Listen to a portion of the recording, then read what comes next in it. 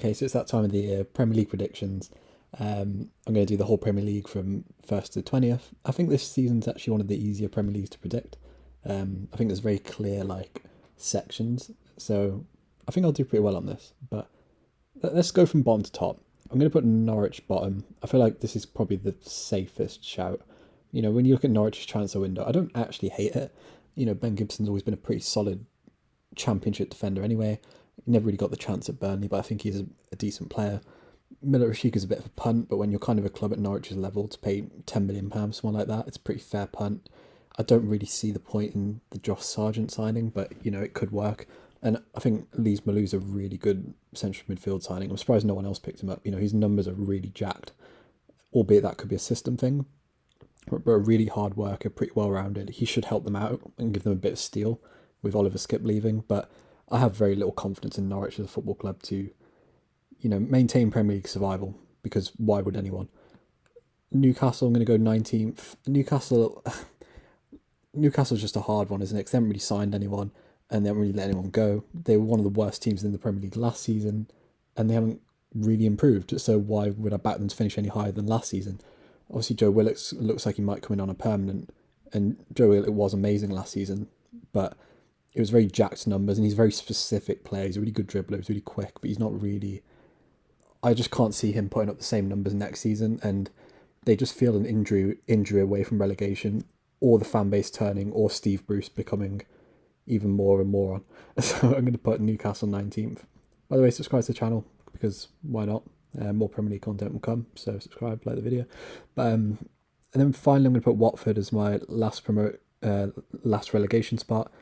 The reason I'm putting Watford above Norwich is purely because of their defence. I feel like most teams that come up that survive and do well have pretty solid defences. I know Leeds are kind of an exception to that rule, but I feel like that's generally a good rule of thumb. And yeah, I'm going to put Brentford above them, but I think Brentford are a more well-rounded side. But Watford, they've had, I think they had the best defence in the league last season. They only conceded 30 goals. Watford's transfer window has been a bit weird. Some of it I really like, and some of it I think is terrible. Imran Lowe's is an interesting punt. I don't mind Josh King or Danny Rose, albeit Danny Rose is coming to the end of his career. I don't really see the point in the Ashley Fletcher deal. And Emmanuel Dennis is a bit of a punt. Didn't really work out for him at Cologne. But I'm going to just... If they make one or two key signings, I'll put them out. But right now, I've kind of got to put them there. Southampton, I'm going to put just surviving the drop.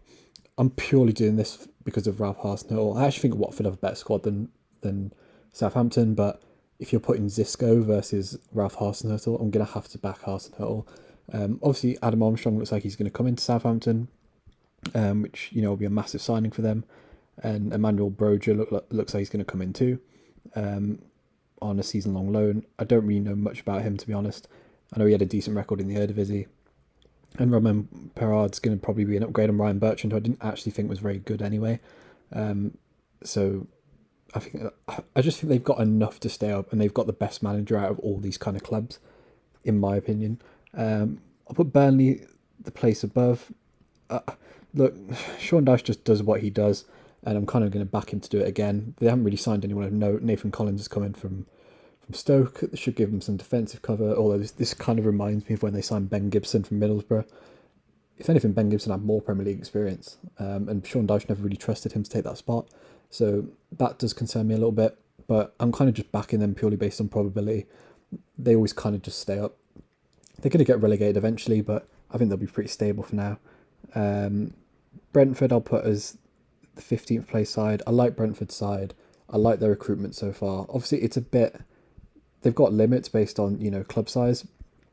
They can't just go out and spend loads of money.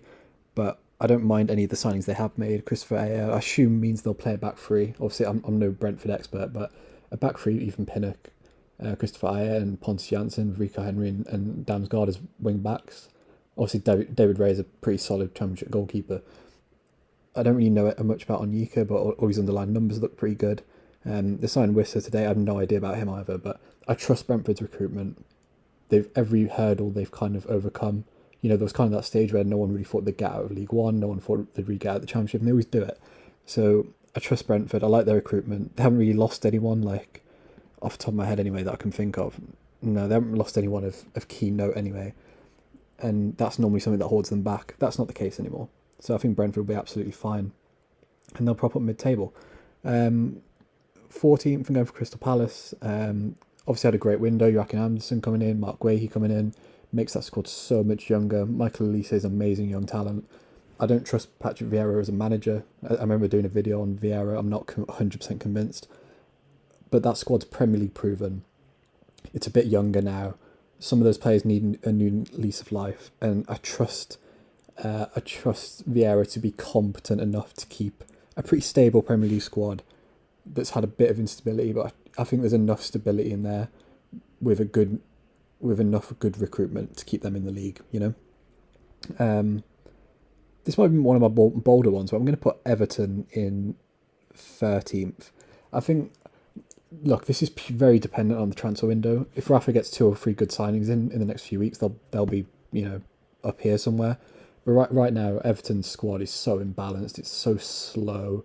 It's aging in midfield. There's no real pace. I know adding Damari Gray will help that a bit, but I did a video on Damari Gray and Andros Townsend signings. It doesn't convince me for the size of their club. FFP's helping, kind of hindering them a bit. Same with my club, Wolves. I think this is just a transition year for Everton. Stabilise, move to Bramley Dock, and get in the new stadium in the next few years' time. But right now, they do not convince me at all. So I've got Everton in 13th. 12th, I'm putting my club, Wolves. We've made some good signings. The thing is, there's this narrative that we've had a bad transfer window. Everything we have done has been really good. We're getting a good fee for Rafa Mir. We're getting Catroni's wages off the bill. Jose Sá seems like an alright goalkeeper. Selling Rui Patricio was 100% the right decision. Trincao is an amazing footballer. Aït-Nouri's a great footballer, blah, blah. But need a few more. I'll happily put Wolves up here if we sign a central midfielder and a centre-back. And Bruno Lage is a bit of an unknown, like Patrick Vieira. But I trust the club. I think that squad's pretty stable. It's a good age. And unless Bruno Lage is a complete donkey, which I assume he isn't, he's been a coach for a long time. Not a head coach, but a coach. I think Wolves will probably just have a pretty boring mid-table season. And when that European FFP finishes the season after, we'll stabilise. I'm going to go West Ham in 11th. This will be a down year for West Ham. I feel like all the writing's on the cards. The fans coming back will help them. I feel like I've seen people say that won't help them. I completely disagree. I think it will help them. But ultimately, that squad is aging. It's very reliant on a few players, which I don't have an issue with at all. But ultimately, that will catch up with you one day. We saw that with Brahim last season. And they haven't gone and bought that striker yet. They haven't reinforced at the back. Areola's an amazing signing and goal. I'm amazed no one else got him. And getting him on loan's a really good deal. But Fabianski wasn't their issue in the first place. And it's not like their defence was particularly bad last season off the top of my head. Now it's the 5th best in the league. So I just think another Mikel Antonio injury, and maybe if Ben Rama doesn't kick on, it will kind of just drop off. Plus, obviously, European football. I think that's an okay season for West Ham. To be honest, I think that's okay. 10th, I'm going to go for Aston Villa. Aston Villa are a weird one for me because Danny Ings I don't think is actually that good of a signing just because of how injury prone he is and how old he is. But he'll come in and do a job. I think Ollie Watkins will have a big year this season. It'll be interesting to see how Dean's... I'd be more confident with Aston Villa if they had a better manager. I'm still not 100% convinced by Dean Smith.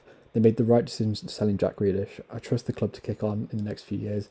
But this season, I think they'll just have a solid 10th place, stable Premier League season, which I think will be perfectly good for them, and I'm sure all their fans will be happy with.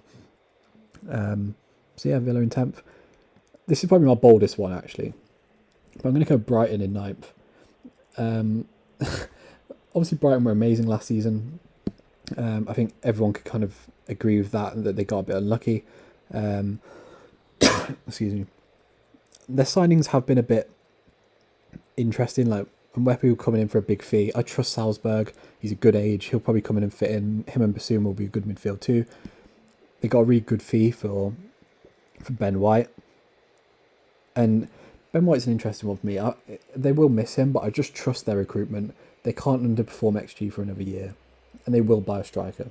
So I think, assuming everything goes right, and they don't lose Yves Bissouma, I'm back in Brighton to get a top half finish for their first time since they've got promoted, 5 years ago? I'll put Leeds 8th. I think that's a pretty stable bet. I think Leeds are the most well-rounded out of all these sides. They're probably the one of the more stable ones. There's not really, and there's players to come back as well, like Robin Koch, Diego Llorente, Rodrigo were all their big money signings last season, and none of them really played a significant part. And they've kept Jack Harrison, and Junior Firpo is such a big upgrade at left back on either Barry Douglas from seasons before or Alioski. So I don't really see anything, assuming they don't implode or like Bielsa does some weird stuff or they get a serious injury, they'll be fine and they'll probably be the best of the rest for me. I'm going to put Arsenal in 7th. I don't really know if that's a controversial thing or not. I just think they're a very boring club now. I like the Ben White signing. I don't mind any of their signings, but I don't think any of them, how do I phrase this? I don't think any of them kick them onto that next level. I think it just stabilises them as the 7th best club in the Premier League. I don't think there's any shame in that. But they're spending a lot of money on players that aren't improving that 11 now. And that's okay if that bangs in a few years' time. You know, if Lokonga, Nuno Tavares and Ben White and Aaron Ramsdale are great in 5 years' time, or even 3 years' time, and that's great. We'll look back on this and go, wow, that's the window Arsenal started building. But they were awful last season. Their squad's not much better now. Ben White's kind of just a David Luiz replacement, and there's nothing about them that suggests to me they'll get better. Their defence has always been pretty solid under Arteta, but they still haven't signed a number 10 at this point. If they go and get a Bernardo Silva or a Martin Odegaard, then fine. Or James Maddison, but right now that's not the case. I'm going to put Leicester in 6th. Pretty safe bet again. They've had a really good window.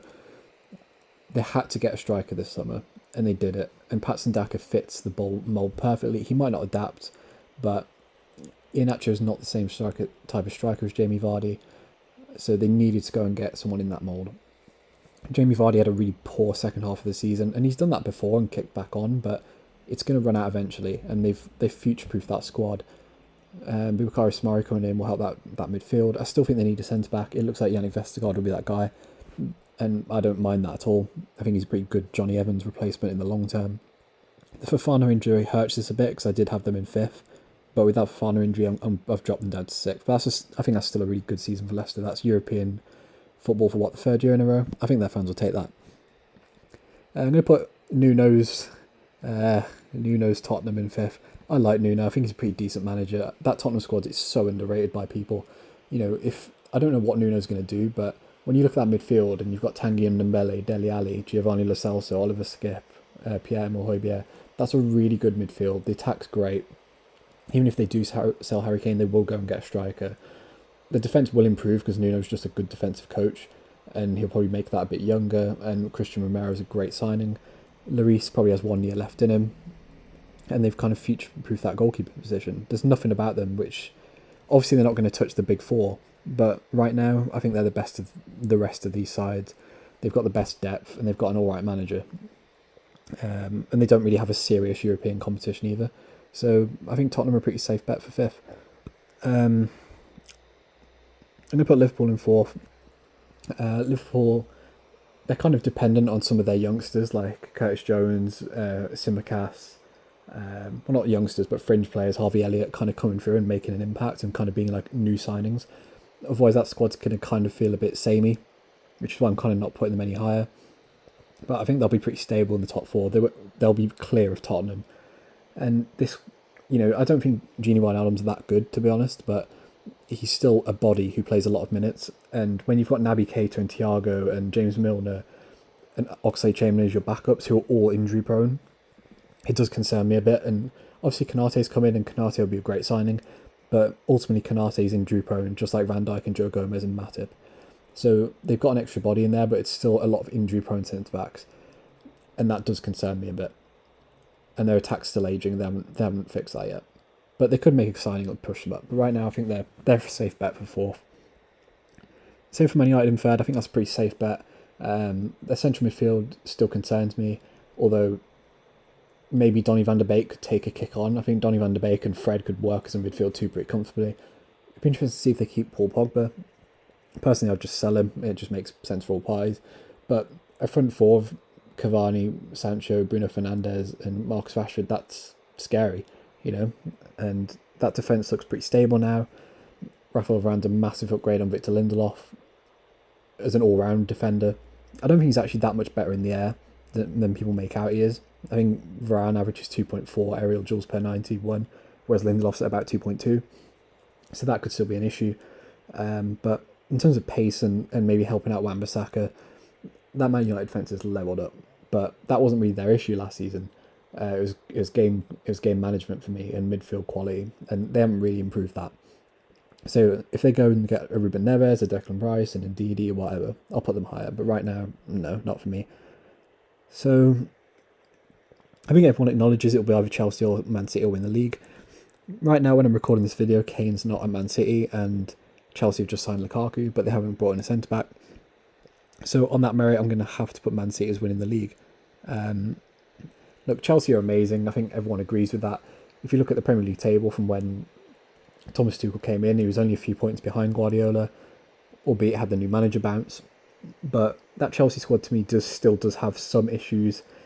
There's a bit of lack of cover at right back. I still think they need a centre half, and I still think they need another central midfielder, personally, especially with Billy Gilmour going out on loan. So there are some issues in that squad. Lukaku will bang. He'll probably get top goal scorer unless Kane goes to Man City.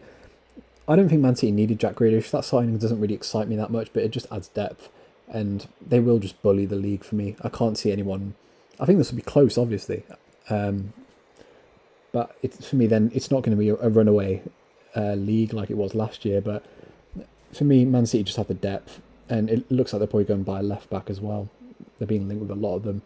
But 11 for 11, it's very similar. But I'm just backing Man City's depth. I'm backing Guardiola as a league manager. You know, Tuchel's always been a really good cup manager and Champions League manager, etc. But Guardiola in the league, he knows how to manage a 38 league game season, and I trust him to do that. And I think Man City will win the league for the fourth time in the last 5 years. So that's my Premier League prediction. I think I've gone a bit more interesting than some people. I've put some bold shouts in there. I think Brighton in ninth is a bit of a weird one, but you know, we move. If you enjoyed the video, like the video, subscribe to the channel, and yeah, peace.